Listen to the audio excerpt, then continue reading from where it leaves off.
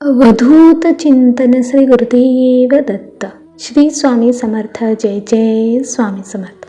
नमस्कार स्वामी भक्त हो, तुमचं आपल्या महाराजांच्या भक्तिमार्ग एक मार्ग स्वामी सेवेचा ह्या यूट्यूब चॅनलवर मनापासून स्वागत. भक्तांनो, कधी कधी आपण स्वामींची सेवा करत असताना त्याच्यामध्ये इतके मग्न होतो ना की अक्षर समोरचे लोक आपल्याला वेडी समजायला लागतात, किंवा ते असंही समजतात की ही खूप ढोंग करत आहे, ही खूप नाटक करत आहे, वगैरे वगैरे असं खूप काही बोलत असतात. मात्र तरीही आपण त्यांच्याकडे लक्ष न देता जर अगदी पूर्ण श्रद्धेने स्वामींची सेवा करत राहिलो ना, तर त्याचं फळ आपल्याला महाराज नक्कीच देत असतात. असाच ह्या ताईंचा अनुभव आहे. चला तर मग ताईंच्या अनुभवाला सुरुवात करूयात. तत्पूर्वी तुम्ही जर आपल्या भक्तिमार्ग एक मार्ग स्वामी सेवेचा ह्या यूट्यूब चॅनलवर नवीन असाल तर आत्ताच सबस्क्राईब करून स्वामी भक्तांना जॉईन व्हा. स्वामी भक्तांना स्वामी भक्त जोडूया आणि प्रत्येक कुटुंब स्वामीमय करूया. श्री स्वामी समर्थ. जय जय स्वामी समर्थ. तर हे ताई सांगतात की त्यांचं नाव रेखा संकपाळ आहे. त्या ताई पुण्यामध्ये राहतात. त्यांचं गावी घर वगैरे सर्व काही आहे. त्यांच्या गावी फारशी शेतजमीन नाही, म्हणून त्या पुण्यामध्ये राहायला आल्यात. त्यांचे मिस्टर पुण्यामध्येच जॉबला आहेत. त्यांनाही चांगला जॉब आहे, मात्र त्यांचे घर भाड्याचे आहे. त्यांचं सर्व काही त्यांच्या नवऱ्याच्याच जीवावर चालतं. ताई एक गृहिणी आहेत. त्यांना 2 छोटी मुलं आहेत. ताई सांगतात की माझा संसार अगदी व्यवस्थित होता, सर्व काही व्यवस्थित होतं. उणीव होते फक्त एका घराची, स्वतःचं हक्काचं घर. ह्याची स्वप्न त्यांनी फार पाहिली आणि तो स्वप्न लवकरच पूर्ण देखील होणार होती. मात्र संकटांनी अशा प्रकारे घाला घातला की सर्व काही घडलेलं असतानाही सर्व अगदी मातीमोल झालं. त्याचं काहीच शिल्लक राहिलं नाही. आणि या धक्क्यातून स्वामींनी त्यांना कसं बाहेर काढलं हे आपल्याला ताई सांगत आहेत. तर ताई सांगतात की सर्व भक्तांना श्री स्वामी समर्थ. मी रेखा.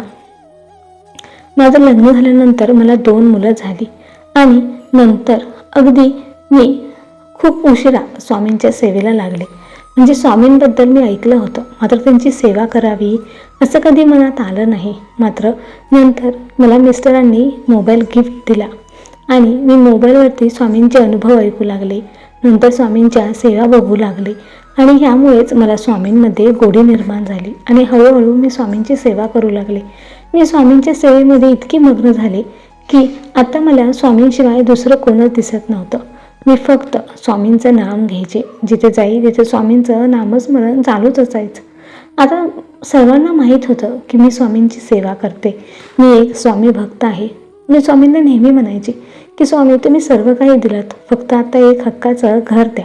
आणि आमचे प्रयत्न देखील चालू होते. एका ठिकाणी आम्हाला एक छान जागा देखील दिसली, म्हणजे पण त्या जागेचे दर थोडे जास्त होते. मिस्टर म्हणाले की काही हरकत नाही, चांगली गोष्ट घ्यायची म्हटलं की त्याला थोडे जास्त पैसे हे मोजावेच लागतात. म्हणजे मिस्टरांनी बऱ्यापैकी पैशाची साठवणूक केली होती. ते सर्व काही पैसे आम्ही घरासाठीच वापरणार होते. आता जमीन घेऊन घर बांधायचं म्हटलं की त्याला पैसे जास्त जाणार होते. पण आपल्या हक्काचं स्वतःचं घर होणार ह्याचाच आनंद खूप होता. आणि आम्ही ती जागा पाहायला गेलो. ती जागा आम्हाला आवडलीही. आता बऱ्यापैकी बोलणी झाली होती. आता म्हणजे सर्व काही व्यवस्थित होतं. मात्र एक दिवस अचानक माझ्या मिस्टरांना कंपनीतून फोन आला आणि तो फोन ऐकून माझ्या मिस्टरांना धक्काच बसला. ते खुर्चीवरच बसले. मला हाक मारला.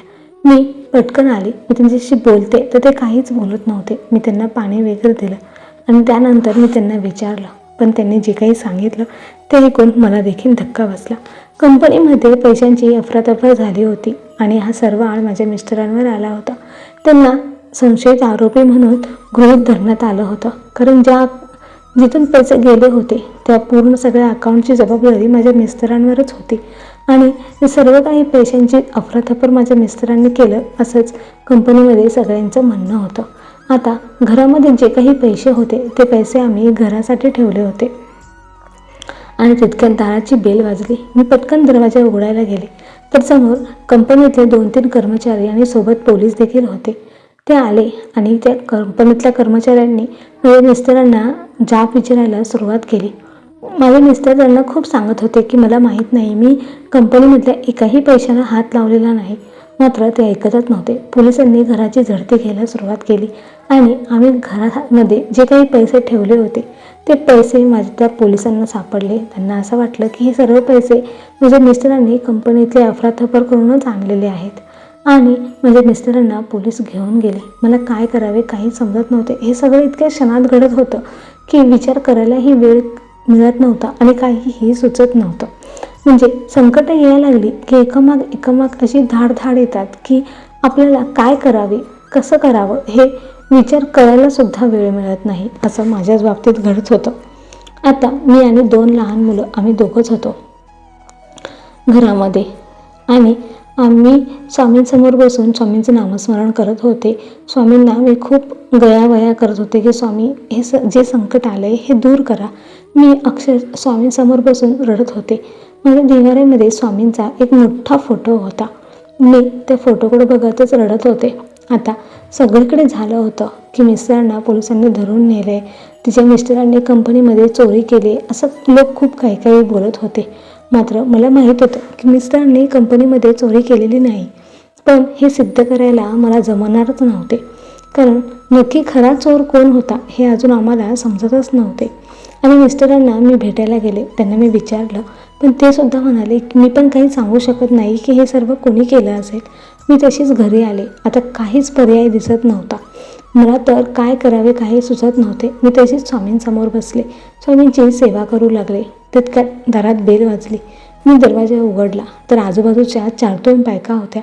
त्या मला सांत्वन देण्यासाठी आल्या होत्या, परंतु त्यांच्या मनामध्ये काही वेगळंच होतं हे मलाही माहीत नव्हतं.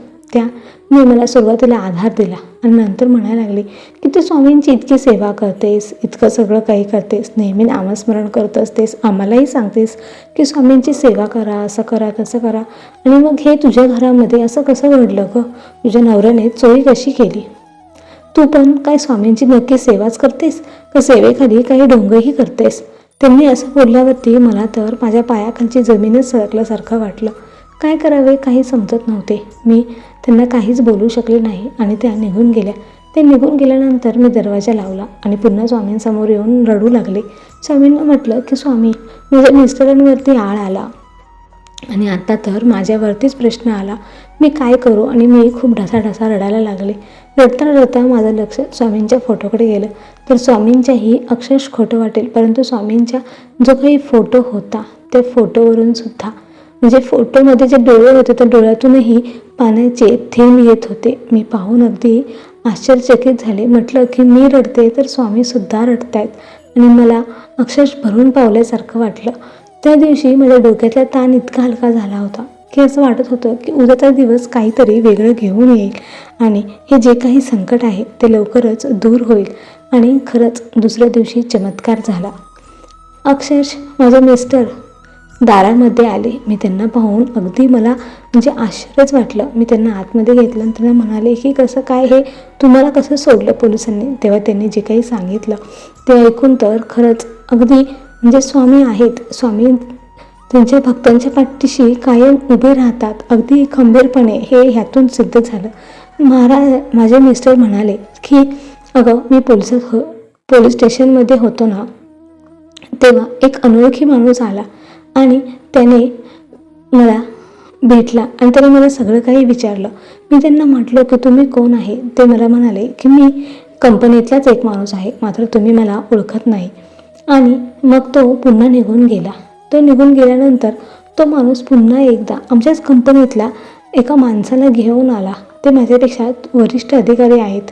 मी आणि त्या माणसाने पोलिसांना सांगितलं की हे असं काहीतरी सांगितलं, म्हणजे हे असं घडलं आहे. त्याने येताना थोडेसे काही कागदही आणली होती आणि ते सगळं बघून पोलिसांना समजलं की चोरी मी केलेली नाही, तर तो जो कोणी वरिष्ठ अधिकारी होती त्याने पैशांची अफरातफर करून सर्व अकाउंटमधले पैसे त्याच्या अकाउंटला ट्रान्सफर केले आणि सर्व काही अगदी अकाउंट्स क्लिअर करून काहीही धागेदोरे न सापडावेत, म्हणजे काहीही पुरावे न सापडावेत अशी सगळी परिस्थिती निर्माण केली.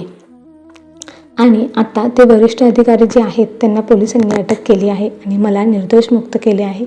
मी तसंच कंपनीमध्ये गेलो. कंपनीमध्ये गेल्यानंतर सर्वांनी माझी माफी देखील मागितली. सर्व मला सॉरी बोलले आणि मला पुन्हा उद्यापासून कामाला येण्यासाठी परवानगी दिली आहे. हे सर्व काही तुझ्या स्वामींमुळेच घडले आहे. तो जो कोणी माणूस आला होता मी त्याला कधीच कंपनीमध्ये बघितले नाही. तो मला म्हणाला की मी कंपनीमध्ये आहे, मात्र आत्तापर्यंत ते मला कधीच कंपनीत दिसले नाहीत. मग ते कोण होते? मग माझ्या लगेच लक्षात आलं. मी म्हटलं की ते तर माझे स्वामी महाराज होते. ते स्वतः तुम्हाला निर्दोष मुक्त करण्यासाठी आले होते. श्री स्वामी समर्थ. भक्तांनो, एवढी परिस्थिती वाईट होती की काय मार्ग काढावा, कुठून काढावा, कसा निघेल ह्याचा काहीही आम्हाला विचार करता येत नव्हता. मात्र तोपर्यंत स्वामींनी ते प्रत्यक्षात कृतीत घडवून दाखवलं होतं. स्वामी म्हणतात ना की भिवू नकोस, मी तुझ्या पाठीशी आहे. ते अगदीच खरं आहे. आम्ही इतक्या अडचणीमध्ये होतो आणि स्वामींनी स्वतः आमच्या पाठीशी उभे राहिले अगदी खंबीरपणे आणि आम्हाला साथ दिली. श्री स्वामी समर्थ. जय जय स्वामी समर्थ. तर भक्तांनो, हे रेखाताईंचा अनुभव खरंच अगदी खूप छान होता. म्हणजे संकटाच्या काळात स्वामींनी त्यांना ज्या प्रकारे मदत केली, हातामध्ये काहीही पुरावा नसताना म्हणजे ते दादा अगदी निर्दोष मुक्त झाले. ही खरंच स्वामींची अगाध लीला आहे. ही स्वामी कृपा म्हणजे खरंच आपल्याला पुनर्जन्म देते. म्हणजे एखाद्या संकटामध्ये जेव्हा आपण सापडतो, जेव्हा काहीच मार्ग दिसत नाही ना, तेव्हा खरा मार्ग स्वामीच दाखवतात. श्री स्वामी समर्थ. भक्तांनो, तुम्हाला या रेखाताईंचा अनुभव कसा वाटला हे कमेंट करून नक्की सांगा आणि व्हिडिओला एक लाईक करून कमेंटमध्ये श्री स्वामी समर्थ जरूर टाईप करा. आणि जर तुम्ही भक्तिमार्ग एक मार्ग स्वामी सेवेचा ह्या यूट्यूब चॅनलवर नवीन असाल तर आत्ताच सबस्क्राईब करून स्वामी भक्तांना जॉईन व्हा. स्वामी भक्तांना स्वामी भक्त जोडूया आणि प्रत्येक कुटुंब स्वामीमय करूया. श्री स्वामी समर्थ. जय जय स्वामी समर्थ.